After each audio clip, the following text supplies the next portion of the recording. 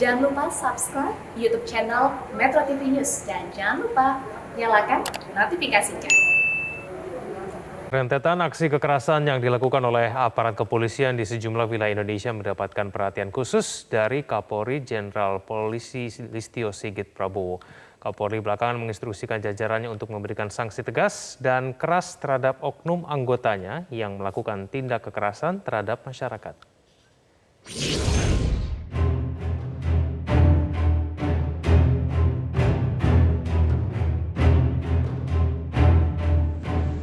Oktober 2021 sepertinya menjadi bulan yang kelam bagi institusi Polri. Sebab sederet langkah maupun tindakan polisi di bulan ini banyak menuai kontroversi. Beberapa di antaranya bahkan terekam kamera, kemudian viral dan mendapat sorotan di publik. Atas situasi tersebut, Kapolri Jenderal Polisi Listio Sigit pun menerbitkan surat telegram yang ditujukan kepada seluruh Kapolda di wilayah Indonesia. Surat telegram ini menegaskan agar menjatuhkan sanksi bagi oknum anggota yang terbukti melanggar disiplin dan tindakan kekerasan berlebihan kepada masyarakat. Komisi Kepolisian Nasional atau Kompolnas menilai penerbitan surat telegram ini penting sebagai peringatan bagi Polri bahwa tugas pokok mereka adalah melindungi dan mengayomi, bukan sebaliknya. Kita semua tahu bahwa pengawasan eksternal oleh publik ini semakin masif sehingga banyak pelanggaran-pelanggaran yang selama ini tidak terangkat ke permukaan viral di media sosial. Ini akan sangat berpengaruh terhadap citra Polri. Oleh sebab itu, dengan terbitnya STR ini, ada beberapa catatan yang saya lihat. Yang pertama, sikap tegas dan keras. Tidak ada ampun buat anggota yang melakukan tindakan kekerasan, arogan, tidak sopan. Respon serupa juga disampaikan salah satu anggota Komisi 3 DPR RI Arsul Sani. Menurut Arsul, wajar ketika kasus kekerasan anggota polisi di lapangan masih berulang. Ini berarti masih ada gap antara keinginan Kapolri dengan anggota di lapangan yang harus diubah oleh Polri. Kalau kita lihat kan dari sejak proses fit and proper test Kapolri yang sekarang ya, Pak Sigit, itu kan beliau memang sudah menyampaikan sekaligus juga meneguhkan komitmen akan membawa Polri kita ini sebagai Polri yang humanis. Setidaknya ada 3 kasus yang menjadi sorotan di Oktober ini. Pertama, kasus di Polsek Percut Setuan yang diduga tidak profesional dan proporsional dalam penanganan kasus penganiayaan. Dalam kasus ini, polisi menetapkan tersangka seorang ibu yang menjadi korban penganiayaan oleh preman. Kasus kedua, anggota Polresta Tangerang yang membanting mahasiswa yang melakukan unjuk rasa di depan kantor Bupati pekan lalu. Dan ketiga, kasus anggota Satlantas Polresta Deli Serdang yang melakukan penganiayaan terhadap pengendara sepeda motor. Dengan terbitnya telegram Kapolri tersebut, diharapkan penanganan kasus kekerasan terhadap masyarakat dapat dilaksanakan secara prosedural, transparan, dan berkeadilan. Tim Liputan Metro TV. Pemirsa, untuk membahasnya telah bergabung bersama kami dari luar studio ada Ketua Harian Kompolnas Benny Mamoto dan Direktur Amnesty International Indonesia Usman Hamid. Bang Usman dan Pak Benny, selamat malam. Selamat malam. Baik, saya ke Pak Benny dulu. Pak Benny, seberapa istimewanya sih telegram Kapolri ini kalau kita berbicara untuk mencegah kejadian serupa terulang kembali? Yang pertama tentunya adanya instruksi yang tegas dan keras ini menjadi peringatan seluruh jajaran Polri agar lebih hati-hati dan menghindari praktek-praktek kekerasan. Perlu adanya arahan yang tegas dan keras ini agar para anggota berikut jajaran pimpinan di daerah mengevaluasi atas pelaksanaan tugas selama ini, adakah hal-hal yang lemah dan sebagainya. Sebagai contoh begini, ketika anggota melakukan tindakan kekerasan yang berlebihan dan sebagainya, di samping dilakukan penindakan secara etik maupun hukum, menurut saya perlu juga dilakukan pemeriksaan psikologi, kemudian dilakukan pemeriksaan mendalam, ada masalah apa. Karena ini menjadi bahan untuk nantinya evaluasi secara menyeluruh. Kasus per kasus yang terjadi sekarang menurut saya perlu dievaluasi. Seperti contoh misalkan apa yang terjadi di Tangerang. Apakah betul itu refleks karena dia memang ahli bela diri itu. Kemudian apa yang terjadi di Percut juga demikian. Apakah ketika mengambil keputusan menerima laporan dan menerima pelaporan itu juga secara objektif dilakukan atau ada kepentingan lain di balik itu. Sehingga nantinya evaluasi inilah untuk melakukan pembenahan. Kalau kita hanya tindak tanpa kita tahu akar masalahnya, karena secara perorangan kan masing-masing mungkin ada masalah pribadi, masalah keluarga dan sebagainya. Pak Beni, apakah memang sebelumnya arahan itu tidak ada begitu untuk membuat oknum polisi ini bertindak tetap proporsional begitu?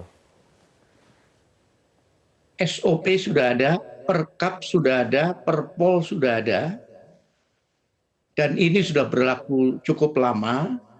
Namun demikian menghadapi perkembangan situasi sekarang dengan adanya pengawasan publik yang masif, di mana publik mengekspresikan keluh kesah dan masalahnya lewat medsos, ini perlu ditanggapi dengan serius dan perlu langkah tanggap segera, karena kalau tidak, ini akan bermunculan terus.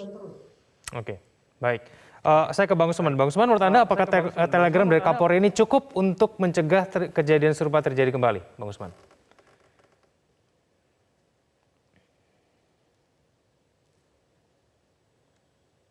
Karena peristiwa kekerasan seperti yang terjadi di Tangerang gitu ya, atau di Serdang, kebetulan tidak berpihakan semacam itu bukan sekali dua kali, itu berulang kali terjadi. Ada dua saya kira yang harus dilihat sebabnya. Yang pertama dari segi struktural, yang kedua dari segi agensial, artinya orang-orangnya. Dari segi struktural kita harus melihat bahwa kepolisian itu juga menjalin hubungan-hubungan yang sifatnya partisan dengan misalnya pemerintah yang berkuasa dalam mengamankan kebijakan undang-undang omnibus dan seterusnya, sehingga terkesan mengamankan pemerintah dari kritik-kritik masyarakat. Seharusnya berdiri netral di atas kepentingan pemerintah dan masyarakat. Bahkan sebenarnya kalau kita baca mobil-mobil kepolisian atau lencana kepolisian itu melayani, melindungi masyarakat. Jadi dalam konteks pemeliharaan keamanan, ketertiban, dalam konteks penegakan hukum, sifat utama polisi itu harus mengayomi, melindungi, dan melayani. Yang kedua, yang sifatnya agensial di tingkat perorangan, memang ada persoalan-persoalan arogansi yang sifatnya individu. Tetapi ini kembali pada kondisi struktural, di mana setiap ada kekerasan, bahkan penyiksaan, tidak pernah ada akuntabilitas yang penuh. Jadi biasanya, kalau ada anggota kepolisian yang terlibat di dalam penyiksaan, hanya diberikan sanksi disiplin. Bahkan misalnya pemenjaraannya hanya bersifat sementara 21 hari atau dalam hitungan hari. Nah, hal-hal seperti ini tidak menimbulkan efek jera atau tidak menimbulkan efek denda. Jadi, Bang Usman, ini bukan perkara segelintir oknum saja begitu ya? Seharusnya harus ditempatkan semacam itu. Karena tidak ada pertanggungjawaban atas oknum-oknum itu, maka persepsi yang negatif terarah kepada institusi. Jadi saya kira institusi harus menarik jarak kepada orang-orang yang terlibat di dalam kekerasan atau menjalin hubungan-hubungan dengan kelompok swasta, kelompok pebisnis, sehingga mengganggu objektivitasnya di dalam proses penegakan hukum. Tidak mungkin ada hubungan, tidak ada hubungan antara misalnya kepolisian setempat di Deli Serdang dengan kelompok yang menganiaya seorang pedagang sayur. Kalau tidak ada hubungan itu, maka seharusnya polisi melindungi pedagang sayur, apalagi ini ibu-ibu, dan segera setelah peristiwa itu menangkap pelaku penganiayaan itu. Itu banyak sekali pelanggaran hukumnya, melakukan pungutan liar, melakukan penganiayaan, dan seterusnya. Baik, bentuk terobosan seperti apa yang mungkin bisa dijalankan untuk menyelesaikan permasalahan, kita akan bahas itu saja. Pemirsa jangan kemana-mana, Prime Time akan segera kembali. Bersama kami di Prime Time News, saya kembali ke Pak Beni Mamoto. Pak Beni, ini masalah struktural kalau kata Bang Usman tadi. Dikhawatirkan maka nanti telegramnya tidak berjalan efektif. Bagaimana Pak Beni? Ya, kami selaku pengawas eksternal berkoordinasi dan bersinergi dengan pengawas internal untuk mengawal surat telegram tersebut dilaksanakan atau tidak. Yang kedua yang menurut saya menjadi catatan penting dari surat telegram tersebut adalah peran pengawasan dari atasan langsung, pengawasan melekat. Sehingga pengawasan ini ada sanksi ketika atasan langsung tidak melakukan pengawasan sehingga anak buahnya melakukan pelanggaran, dia juga kena sanksi.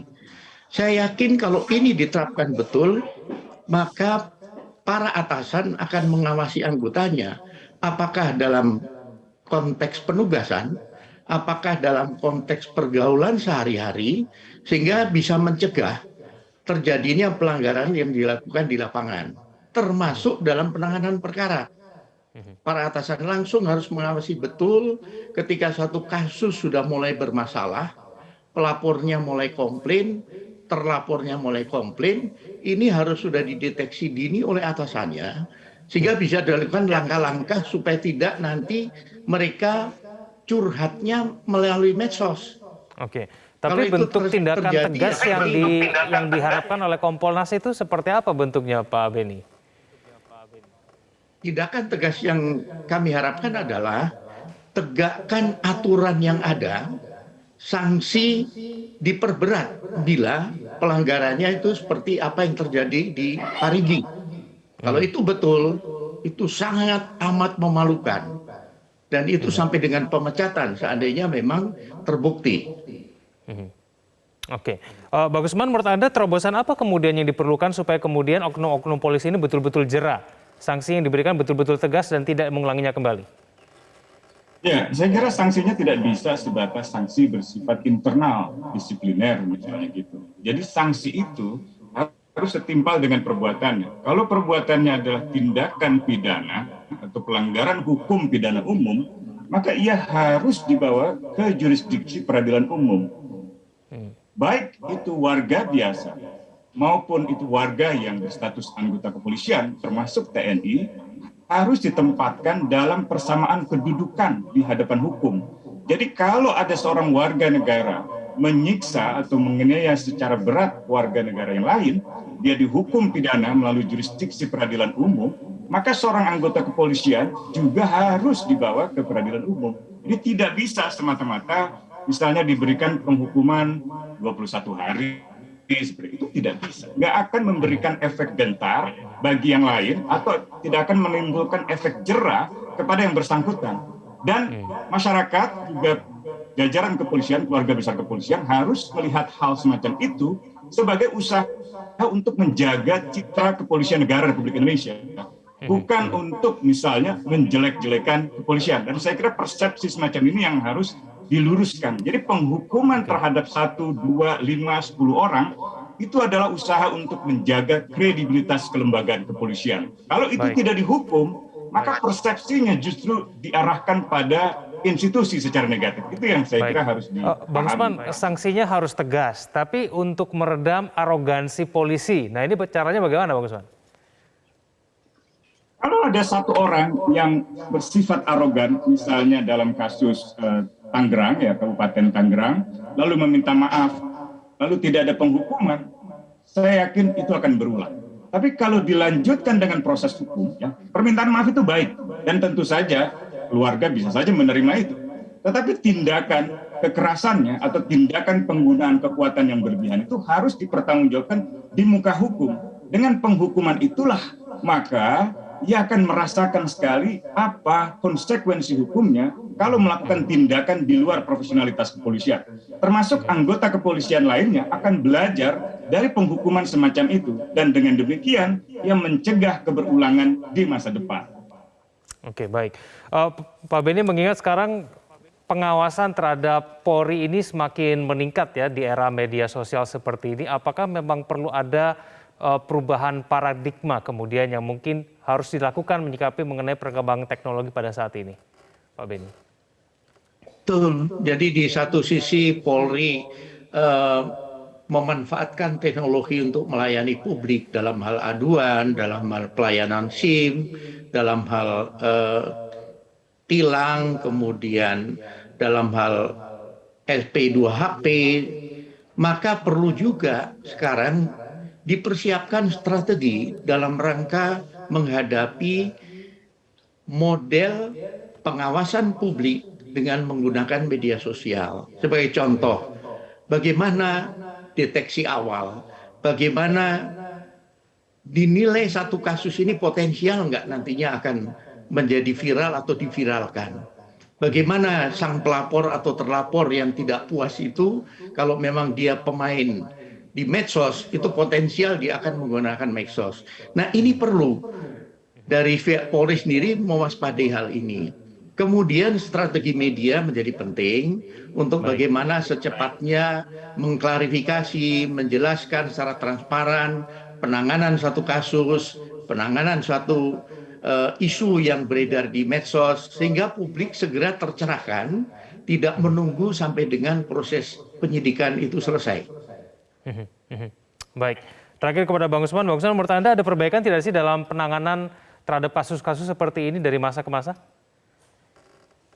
Memasuki tahun ke-10, ke-15, sebenarnya banyak sekali perkembangan untuk pembangunan kepercayaan di masyarakat. Lalu fase berikutnya yang seharusnya sudah menjalin kemitraan dengan masyarakat justru mulai renggang akibat dari peristiwa-peristiwa yang besar seperti penanganan unjuk rasa yang menggunakan kekuatan berlebihan atau kekerasan, penyiksaan yang masih terjadi dalam proses hukum, dan juga tindakan-tindakan brutal di dalam pemeliharaan keamanan dan ketertiban. Jadi sekarang ini sebenarnya ada semacam situasi yang mengalami kemunduran. Banyak para sarjana yang melakukan analisa terhadap situasi keamanan dan juga institusi penegak hukum melihat pihak kepolisian, baik itu di masa pemerintahan Pak Jokowi yang pertama maupun yang kedua, mengalami politisasi.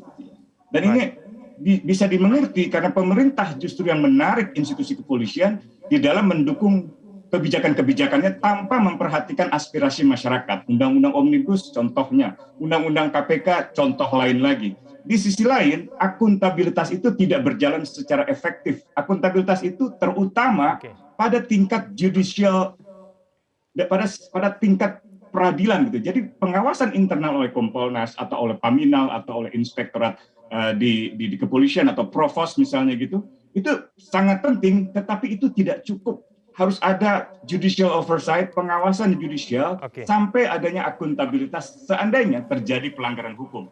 Nah, kalau itu dilakukan, saya kira tidak akan ada kasus-kasus sebanyak yang sekarang ini kita lihat di bulan Oktober. Gitu.